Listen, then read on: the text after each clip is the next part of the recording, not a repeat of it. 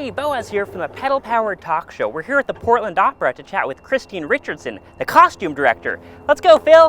The Pedal Powered Talk Show is a talk show on a bike, and you're watching it now. So were you always into costumes and clothing? Absolutely, yeah, from a young age.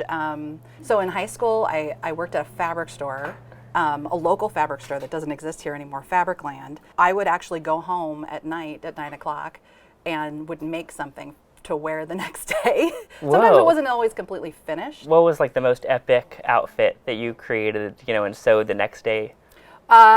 When Pretty in Pink came out, the movie, I instantly had to find a prom dress at Goodwill, which I did, and hack it apart, turn it upside down, and I wore that to school the next morning. So were other people asking you like, hey, can you help me make this dress? Oh, absolutely. I paid for my first car making people's prom dresses and pegging jeans back in the day, in the 80s, when everybody wanted their jeans to be pegged. Wow, Chewbacca's in this. Yes, a little known. He's just an understudy. Chewbacca's the understudy. Okay. And so I'm sure each opera has its own set of costume challenges. Absolutely. So what are those challenges for the Magic Flute? It's a large show.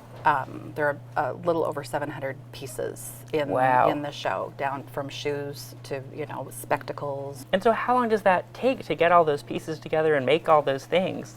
Well, we've been working on Magic Flute since last fall. This production, Magic Flute, was originally designed by Maurice Sendak, so it's a famous production. There were quite a few pieces that were missing from the production. A good portion of the chorus costumes were lost in, I think, Hurricane Wilma. So we had to go back and recreate a lot of the chorus costumes, the frock coats, the breeches, the vests, and we're still working on it. We'll be working on it until next Friday, until we put it into the theater, and then we'll still be working on it. So can we do the rest of this interview in costume? Absolutely.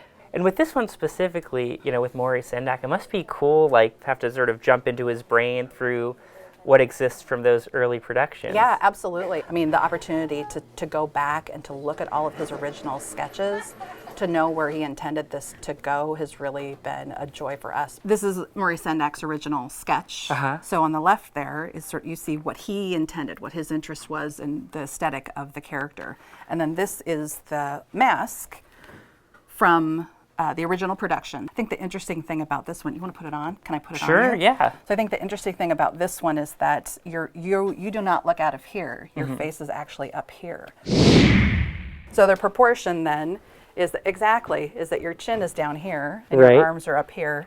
But what it gives is this sort of diminutive quality to it. There's so much detail and so much little detail work that probably the audience will never see. It's true. No, it's true. And that's true on a lot of shows. I think, a lot of that is for the performer. When they see it and they sort of feel it, it just really affects the way that they approach the performance, how they approach the character. But also, there's always a lot of detail that while you can't see specifically what it is from stage, you can tell that there's a dimension or there's a depth to the costume. When Maurice Sendak originally designed the show, the sketches, the color palette are all very Sendakian. To have a few of these pieces left is really helpful to us, because color in photos, color in a sketch can be very subjective. You look at it, is that blue? Is it green? Is it, there's nothing to compare it to, but the fact that we actually have some of the costumes that he would have seen and approved and said, yes, that is the color, that helps us to fill in the blanks. Well, are you up for a question from the Ask-O-Matic? Oh my goodness.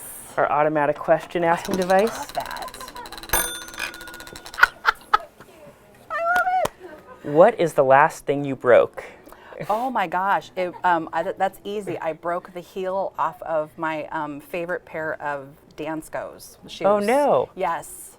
Christine, thank you so much for chatting. You're very welcome. Thank you so much. Yeah. Now click on the bike to subscribe to our channel so you don't miss an episode. Or click on that red box to watch another episode right now. And is it true you worked on a movie called Dr. Giggles? Oh my God. Yes. Yes, I did. That was fabulous. That was the first feature film that I worked on. That was pretty fabulous.